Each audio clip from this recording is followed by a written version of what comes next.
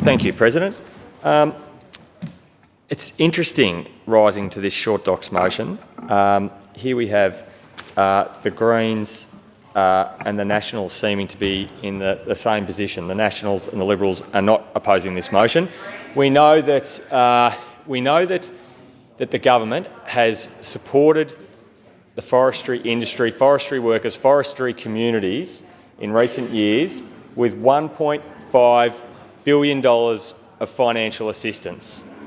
Supreme Court injunctions saw businesses stopped, saw workers stopped from going to work, and the government stepped in and made sure that they had the financial assistance so they could keep getting on with living their lives when they weren't able to go to work.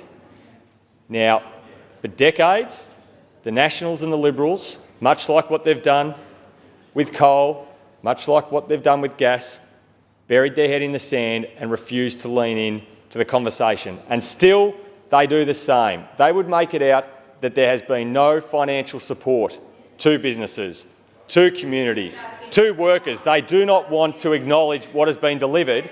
Yet when the Greens stand here today asking those businesses, those communities, those workers, asking them to go through and I can go through right here if I have time, it's a short docs motion, these motions that allow very limited time to debate issues.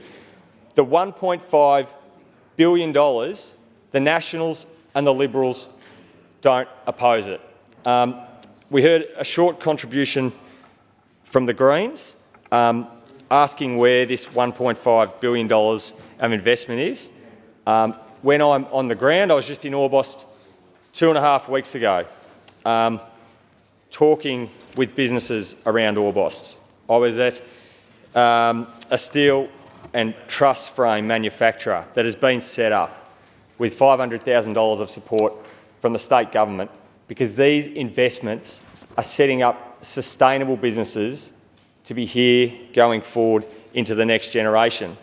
Our investment in plantation, we just announced yesterday that 1 million trees have gone into the ground during July to ensure that we have plantations that can be harvested, that can see supply to our mills in Yarram, in Hayfield, in Bairnsdale, the same mills that we are supporting with grants, with funds, to bring in the technology so they can continue to operate, so they can thrive into the future.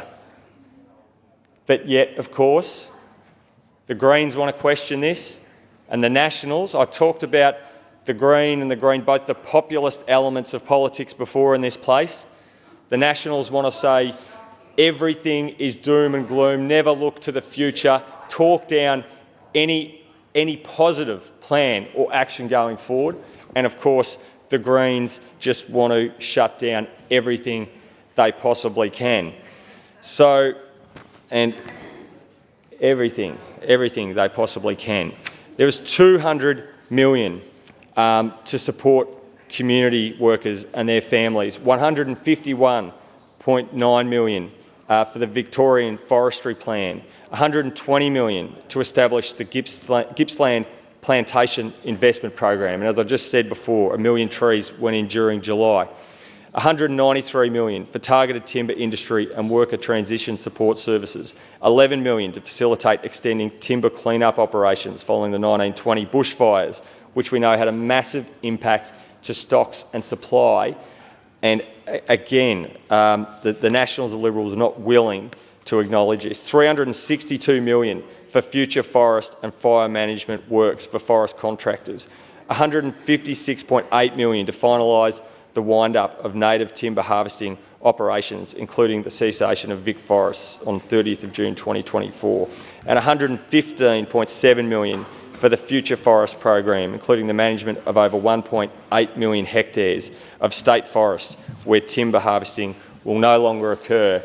And of course, the Liberals are already out scaremongering in communities, whipping up fear where there need not be, as we try to engage communities and talk about the future of these forests. As this is a short-term document motion, Acting President, I've run out of time, but I appreciate that I've been able to make this contribution. Thank you. Thank you, Mr Batchelor. Ms Bath.